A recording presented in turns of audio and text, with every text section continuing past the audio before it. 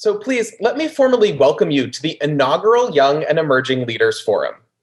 I'm pleased to begin our presentations today with Redefining Leadership, results from a global study on leadership in arts and cultural education. As stated, my name is Jeff M. Poulin, and I'm the Managing Director of Creative Generation based in Washington, D.C. The goals of my presentation today are to share the findings of a global study on leadership in the arts and cultural education field, interrogate a reorientation of leadership within the field, and to map tangible actions for emerging leaders and others seeking to disrupt or reimagine the pipeline to leadership within the field. But before I begin, I wanted to share a little bit about myself. My journey in the arts education field is probably not unlike many of your own. I began learning dance, music, and theater at a very young age, starting tap dance lessons at the age of 2.5. I quickly found my way to the community theater stages and eventually on tour around the United States as a tap dancer. Simultaneously, I channeled my energies, passionate about advocacy and policy change, towards leading efforts for youth voice within the educational decision-making bodies of my home state of Maine. Together with youth around the state, we advocated for legislation that would ensure youth seats on the Board of Education at the state and local levels. Through this process, I learned that the skills and capabilities I gained through my study of the arts enabled me to drive social policy change in my own communities. Eventually, I found my way from the stage and legislature to the nonprofit sector and educational institutions working for performing arts organizations in New York City and Dublin, Ireland, as a teaching artist and education and audience development officer. Most recently, I led a national arts education program in Washington, D.C., advocating for policy change to increase access to arts education for America's learners. Today, I teach on the faculties of arts management at two universities, Carnegie Mellon University and American University. In April of last year, I founded Creative Generation, which is an international NGO working to inspire, connect, and amplify the work of young creatives who catalyze social change and those who are committed to cultivating their creativity. We're pleased to be conducting research, supporting projects like the Young and Emerging Leaders Forum, and sharing the work of young creatives from around the world. Last October, I traveled to Frankfurt, Germany, to share the underpinning research of Creative Generation at the World Alliance for Arts Education's global conference. It was here that I met incredible people, all passionate educators, artists, advocates, and researchers. I presented on a panel of incredible young leaders in the field. We, in fact, were some of the only younger people at the whole event. This was not unlike my own experience at many conferences. However, we were determined to create a space where younger leaders in the field of arts and cultural education could come together and grapple with an ever-changing field. In the intervening year, we have established the Young and Emerging Leaders Forum, which is intended to provide a space for young scholars, emerging leaders, and new colleagues to the field of arts education to share their work, network, and develop community of learning in order to expand opportunities and broaden the leadership pipeline in the global field of arts and cultural education. However, through this process, we constantly grappled with the question, what is leadership in arts and cultural education? So, working with the leaders of the 2020 Summit Planning Team and the Executive Forum of the World Alliance for Arts Education, we began a global study, utilizing the supports of Creative Generation to explore the question as a prompt for today and perhaps future events. We began with a literature review and came to understand that there were myriad models for leadership in both the cultural and educational contexts. Similarly, there have been a few studies, particularly in the United States, on leadership in the arts education field, one of which, the circular diagram on the left of your screen, I led for 4 years. We produced what was called the 12 Core Competencies of an Arts Education Leader, which was published in 2019 by Americans for the Arts, and at the time was the most expansive and exhaustive study on the concept of leadership in the arts education field. However, it was limited to the American context. Other smaller or regional or local studies have been conducted, like the one shown here from Los Angeles County, California. We learned from the literature that there were three assumptions we needed to adopt in order to scope our inquiry.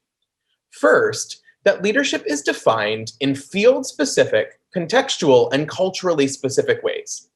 Second, that leadership is often cultivated at the municipal, national, or global regional levels. And finally, that leadership assumes a mastery or expertise in the field-specific topic at hand. With these in mind, we designed a global study using a community-based participatory approach, which included 3 cities, 3 countries or states, and 3 global regions. We chose these 3 cities: Houston, Texas in the United States, Bath and Bristol in the United Kingdom, and Nairobi, Kenya. We then chose 3 countries or parts of countries: the United Arab Emirates, the 7 states in the south and west of India, and Australia. Finally, we chose 3 global regions: Latin America, consisting of 9 countries, Europe, consisting of 13 countries, including the member states of the United Kingdom, and Southeast Asia, with the 11 ASEAN member nations, plus their contributors in China and the Republic of Korea. We worked with 14 partners to make this happen. They helped curate invitation lists, seeking a balance in perspectives, especially considering key demographics and aspects of the arts and cultural education field. We hosted the focus groups and recently have synthesized the data collected to draw conclusions, which I'm absolutely thrilled to share with you today. The main thing that we learned is a fallacy about the concept of leadership. As one of the respondents put it, leadership is like a 5-legged sheep. We want to have it all of the attributes that we desire, but we know that it doesn't necessarily exist. Another analogized leadership to superheroes, articulating the assumption that we believe the perfect leader will one day appear to solve all of the problems with the key qualities that they possess. However, what we learned from the field was a desire for change, not in the leaders that we have, but instead in the concept of leadership itself. Respondents from around the world articulated a desire to disrupt, reorient, and reimagine the current concepts of leadership as they didn't support the nature of the work in arts and cultural education happening in schools and communities today. Further, they believed that leaders can be transformative towards new models which inculcate justice through the work of arts and cultural education. Additionally, respondents believe that we must engage in personal introspection to enable an environment which supports a new concept of distributed collective leadership. I'll say that again, distributed collective leadership, as it will be a term that will be recurring throughout the rest of my presentation and hopefully the rest of this work ongoing in the world. This concept seeks to disaggregate current models of leadership and reimagine interconnectedness between generations and mentoring relationships, employing a reframing of eldership. In our research, we solicited dialogues about the qualities of a leader and gathered hundreds of data points. These informed key themes from around the world that were contextual, culturally specific, and informed by current events. Further, we solicited an orientation whereby respondents visioned for the future of leadership they desired. Here, I share with you our mapping of these responses on a 2-axis grid. On one axis, you will see the dichotomy of taking space or sharing space, while on the other axis, you will see disrupting norms or reinforcing norms. What is important to understand here is that there's no connotation, nor good or bad, about either of these axes. Rather, we must understand the time, place, relevance, and appropriateness for the employment of either of the extremes. Disrupting norms can be very important in certain circumstances, but may not be the path you wish to choose in a life or death emergency, for example. Similarly, in some instances, taking space is required for voices which are often unheard, while in other times, it may be more appropriate to share space with those who are not often at the table. This framework, we hope, will enable leaders to begin their introspection and critical reflection about how they currently or wish to lead in the future. Originally, we thought that we would establish a checklist of the qualities of a leader out of this research. However, with what we heard from the field, we chose to articulate this in terms of a journey or a path for those in leadership capacities.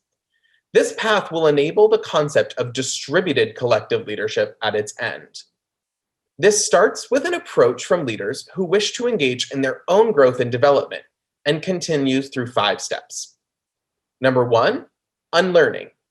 Number 2, bridging. Number 3, responding. Number 4, holding tension. And number 5, here's that term again, distributed collective leadership. The approach is really important because those wishing to embark on this journey need to be mindful of the journey itself. We found that 2 approaches were necessary and recommended from leaders within the field. The inward concepts of introspection about how one feels about this work and critical reflection about one's experiences or previous work. Also, the outward concepts of compassion towards others on their journey and empathy towards others with whom you are working. These approaches are absolutely critical before embarking on the 5 steps. The first stage of this journey is unlearning, which we have represented by an individual questioning or interrogating their own ideas.